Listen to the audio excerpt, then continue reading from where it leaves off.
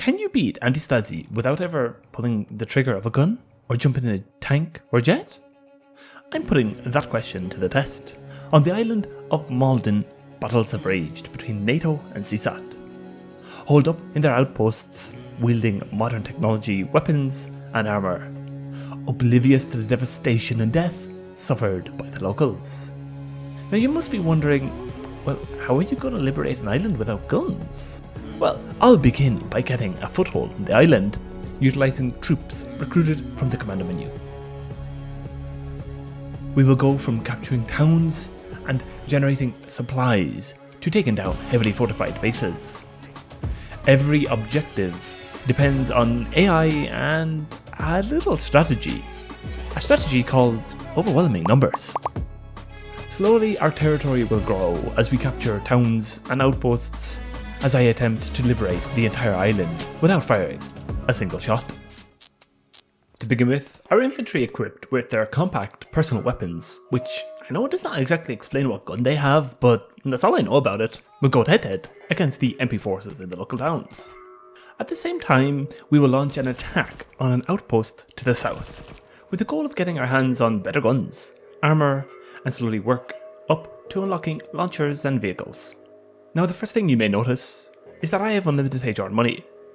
Well, yeah, I used the command to get this, and given I've already beaten the game without doing this, and it takes an absolute age to do so, to be quite honest, I gave myself all the money in HR I could need, as to be honest, it's more enjoyable. As half of our forces began to advance to the outpost, who I will refer to as Strike Team 2, the other half of our forces were engaging the enemy in the nearby town, taking on the MPs in the town of Cancun and announcing our rebellion. We would need to repeatedly engage and eliminate all enemy forces in towns controlled by NATO, as a majority in rebellion support is one of 3 key aspects to winning this rebellion, along with capturing 2 military bases and 2 air bases. As Strike Team 2 began to engage enemy forces in the outpost just south of the HQ, our Strike Team 1 had eliminated all the MPs in Cancun, so I redirected them to the seaport just south of it, but they had sustained many casualties, and what will become an ongoing trend is once AI engage enemy forces, losing 1 or 2 units, they seem to get confused. Often 1 or 2 units would just stand still and not engage the enemy forces, so they would not make much headway in that attack.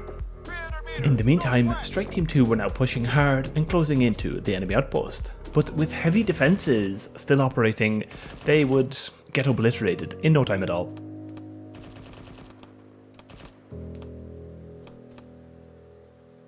So I sent in Strike Team 3, reinforcements to assist in this, and in no time at all, we took the first outpost.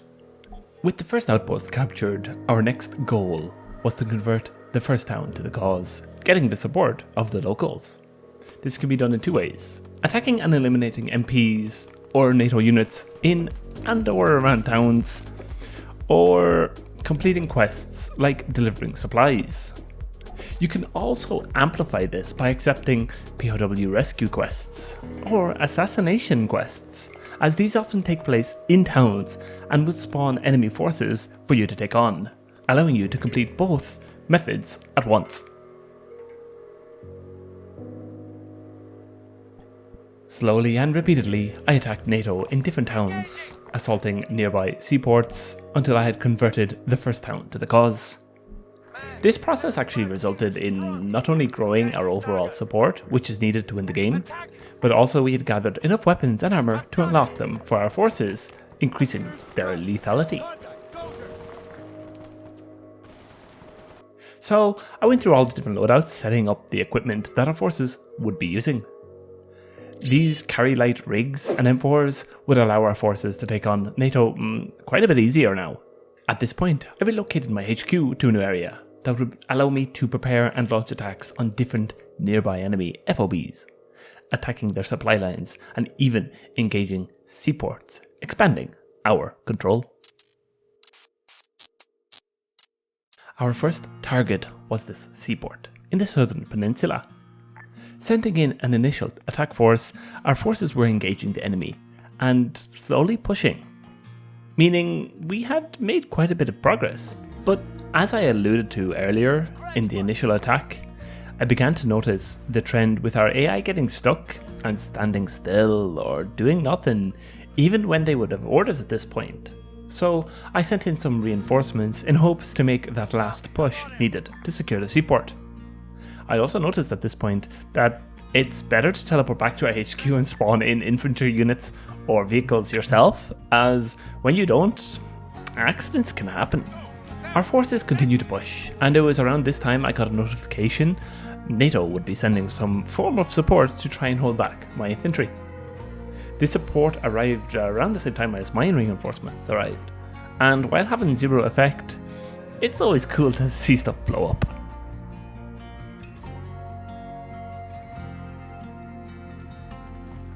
NATO slowly began to whittle down the last few infantry units we sent in the initial attack as they closed in.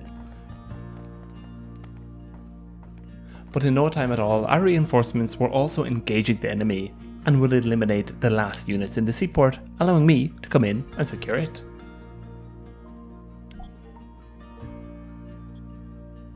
I was also able to grab a bunch of loot in this area, as we still needed to unlock rocket launchers and better guns before also garaging this seaboat with a minigun, which I plan to use in my next attack. Recruiting and assigning a vehicle crew to this newly acquired speedboat. As infantry advanced on the second target in this area, the seaport in La Rivera, our speedboat would engage another enemy speedboat that had run aground, closing in on it and also aggroing the enemies in the seaport itself before our infantry had advanced as much as I hoped they would have. But this impressed the locals, I guess, and so the town now joined us, pledging HR and cash in support. Right after this, an AT unit killed the speedboat. And it would be bad, but to be honest, we had just eliminated another one and we would secure it after this battle. At this point, I noticed an armoured car was driving around the town, so I wanted to get something with a little bit more oomph to take it out. I also got this anti-air that I sent to the high ground in hopes it would engage the seaport from afar and have a tactical advantage.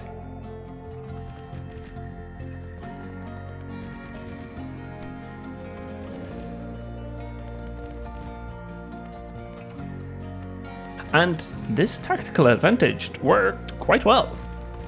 Until it didn't. As our HQ bar was full with different units, with 1 or 2 units each, I decided to recruit a bunch of infantry myself into my squad and then used the high command transfer feature to create a bunch of new squads, each with 9 units. These forces, along with the AT cars I recruited, would prove to overwhelm the last of the enemy forces occupying the seaport and liberating it in the process. This allowed me to secure the seaport too, and gathered even more rockets and other weapons we still needed to unlock.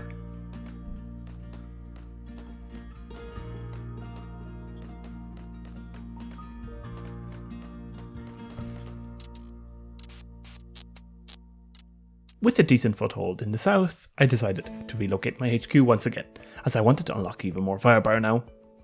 An arms dealer had come to the island, but because we didn't have any factories captured, we couldn't utilise his features, like purchasing APCs and eventually even tanks.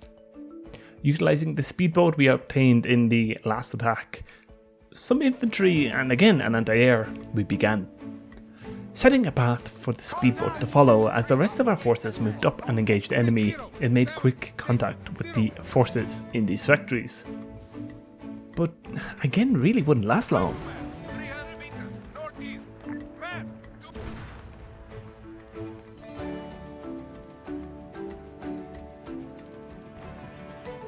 At the same time, our anti-air began to engage the enemy, and was much more effective.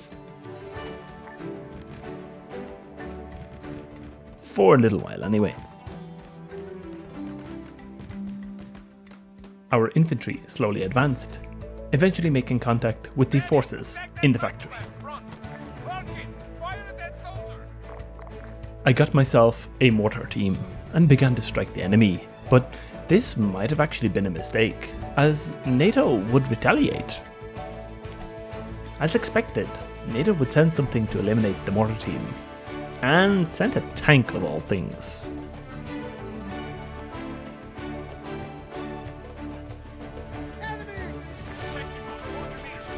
This tank would detect and eliminate our AT cars, set up in hopes to slow them down. We also had this AT emplacement that was unfortunately badly placed, and he could not turn enough to lock on and engage it, and he would get eliminated too.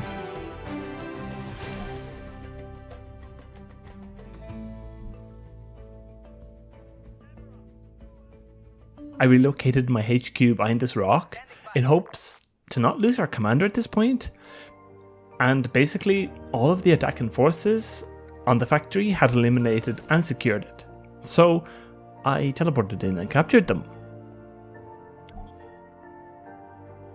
This unlocked APCs and anti-airs in the arms dealer, so I got a couple of APCs that looked to be equipped with AT launchers in hopes to engage and eliminate the tank. But it turned out the AI didn't know how to use them, and they would get destroyed before the tank even turned to look at them.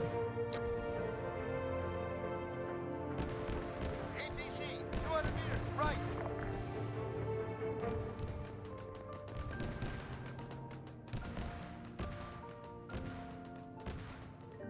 So I tried a few different APCs, and this time it turns out the tank had despawned. Not really sure why.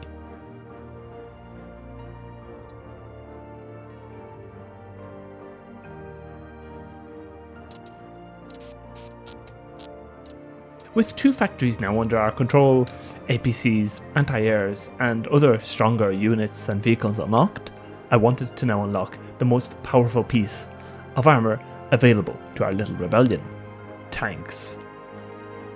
This would now require us to secure a military base. And with one located just offshore, we relocated our HQ before preparing a very large attack. With 6 APCs and a mortar team, we began. Quite quickly, our armour had engaged an enemy anti-air as our mortars struck the outpost at the same time. Move to grid 0906, 037. Engaging target. Move to grid 0906, 039. Now, honestly, this began to become more and more unplayable as we were going through with the attack, as we were struggling to get even 20 FPS, so I couldn't get much footage of this attack, good footage anyway, but nonetheless our armour slowly overwhelmed enemy forces defending the military base.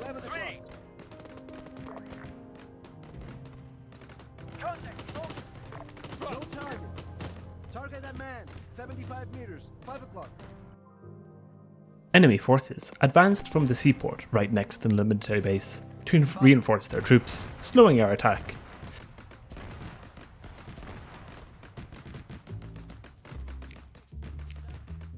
Adding to the chaos, NATO launched an airstrike to take out the APCs, partially successful but not enough.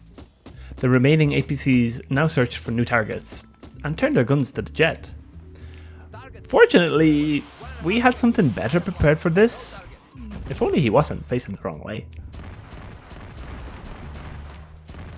With that, we secured the military base, which NATO sent a tank to try and take back, but we were ready. I set up an AT emplacement earlier, which decimated the tank as soon as it could.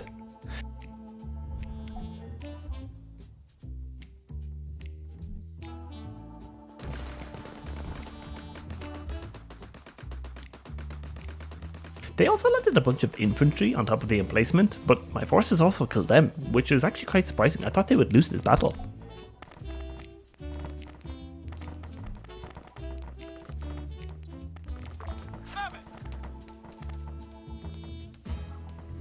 At this point, we relocated back to the main island and began our expansion. With APCs and tanks now available, I began by targeting this enemy outpost and resource. Once again, utilising a bunch of APCs, our forces would engage the enemy in their FOBs, overpowering them, and with superior firepower, we would completely devastate NATO's front line. With each attack, counterattacks or QRFs would be sent to try and hold back the wave of destruction in front of us.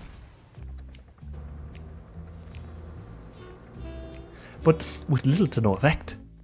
And in most scenarios, the enemy forces would destroy only 1 or 2 APCs and maybe disable another one, which we would replace with little to no cost. Most of the time, our biggest enemy was actually our own forces going AFK for some reason, and not killing clear and easy targets. But with each attack, support for our cause would grow, as our domination over NATO would attract new supporters to the cause. Holding back their counterattacks or QRF sparked the belief that maybe we could be free. Capturing the outpost and factory we had set our sights on, we then decided to turn to a totally new target. Moving in and with complete and overwhelming devastation, we would quickly overpower the enemy forces in their outposts, allowing me to move in and capture them. Growing our territory and advancing through the island, before setting our sights on the next resource on our path.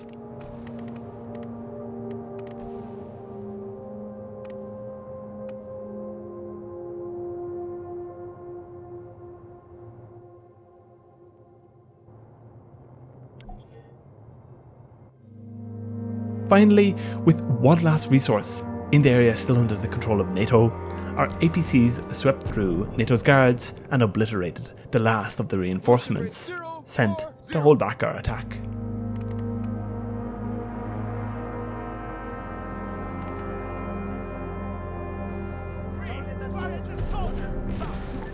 MG 100 meters, right. 0, 4, 100 0, meters, 0, run. 4, 7. Engage that man, run. Target neutralized. Man, 100 meters, right. Rifleman, 100 meters, right. Target that man. He's down. Target that soldier. With that, our foothold grew from a lone HQ with no control whatsoever into a thriving rebellion, overwhelming NATO at every turn. Well, I hope you enjoyed this video, and if you got to this point, thanks for watching. If you want to show some support for this, please go down and leave a comment down below about what you'd like to see me do to try and liberate Malden. For example, one of my recent videos was about using grenade launchers only and rockets. Things like this, anything you can think of, I'm happy to try. Also, leave us a like and consider subscribing, I'd appreciate that. Finally, if you want to buy us a pint, I'd appreciate you considering becoming a member. I have extra special content planned for that eventually, but for now, you'll get some custom themed juicebox emojis.